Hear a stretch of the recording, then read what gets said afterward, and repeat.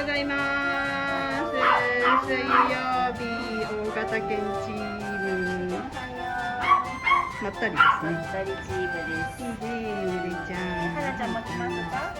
はなちゃんは休暇タイムかな？ひでくん来ました。ひでくん遊びたいよね。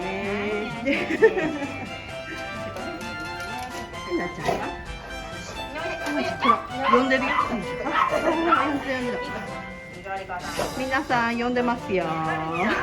先生呼んでますよ。先生呼んでますよ。どこ見てたの？先生寂しくなってるからちょっとおいで。私がもう行こうかな。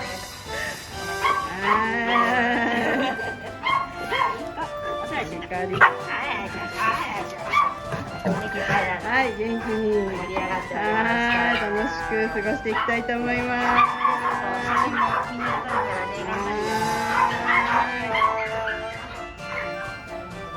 はい、大型犬チーム、こちらのメンバーも元気いっぱいです。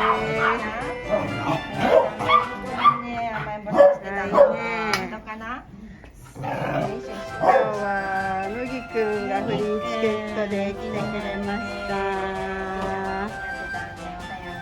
レイリーくんもチケットですね、今日は。いいね、お座り。そこお座り。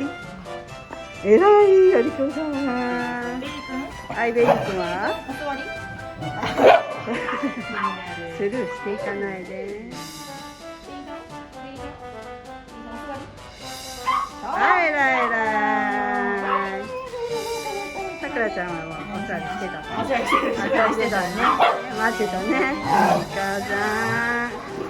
はい、元気に今日も過ごしていきたいと思います。